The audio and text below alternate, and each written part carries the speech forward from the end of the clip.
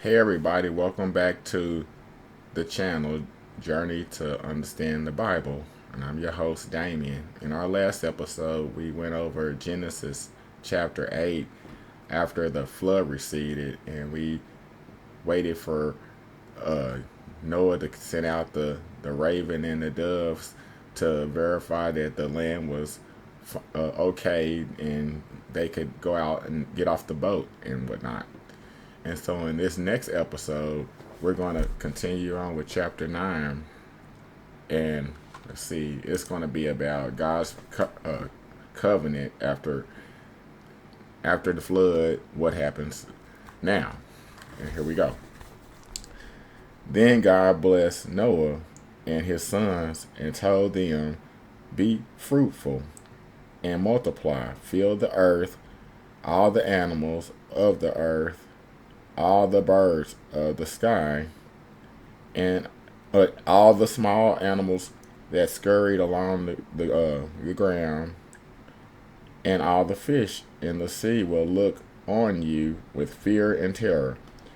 I have placed them in your power.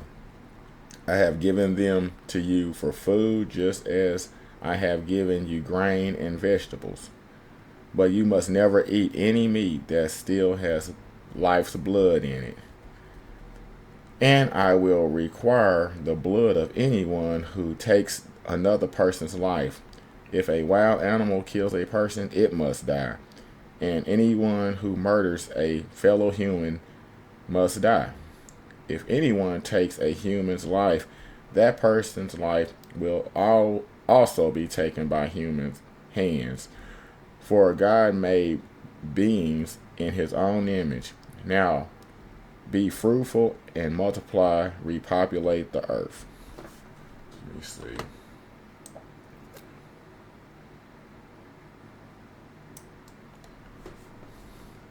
Then God told Noah and his sons, I hereby confirm my covenant with you and your descendants, and with all the animals that were on the boat with you, the birds, the livestock, and all the wild animals, every living creature on earth. Yes, I am confirming my covenant with you.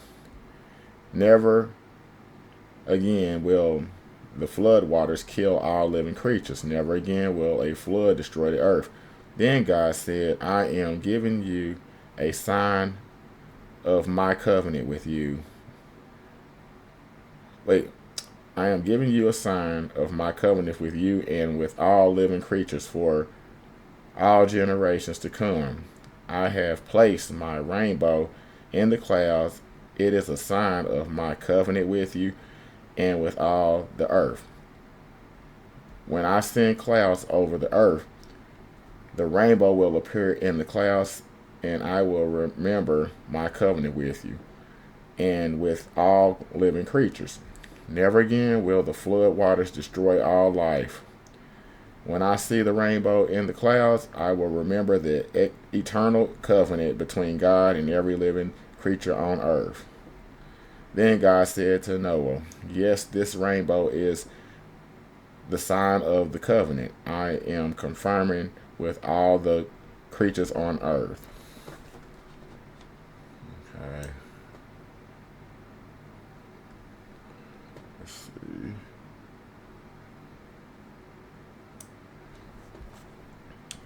Okay.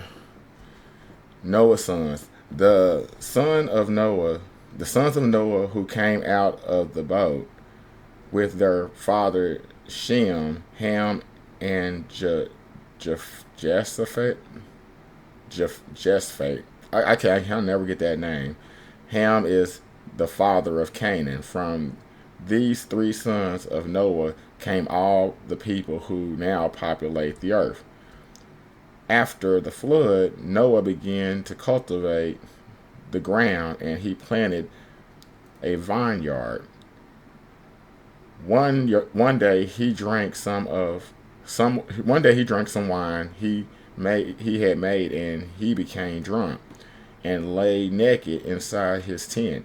Ham, the father of Canaan, saw that his father was naked and went outside and told his brothers. Then Shem and Japheth Je- Jeph- Jephthah took a robe, held it over their shoulders, and backed into the tent to cover their father. As they did this, they looked the other way so they would not see him naked.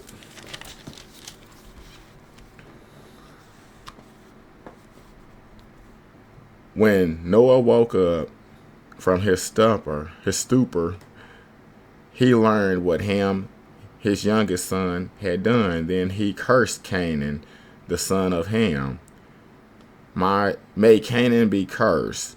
May he be the lowest of servants to his relatives. Then Noah said, May the Lord, the God of Shem, he blessed, and may Canaan be his servant. May God expand the territory of Japheth. May Japheth share the prosperity of Shem, and may Canaan be his servant. Noah lived another 350 years after the great flood. He lived 950 years, and then he died. Okay, let's see here.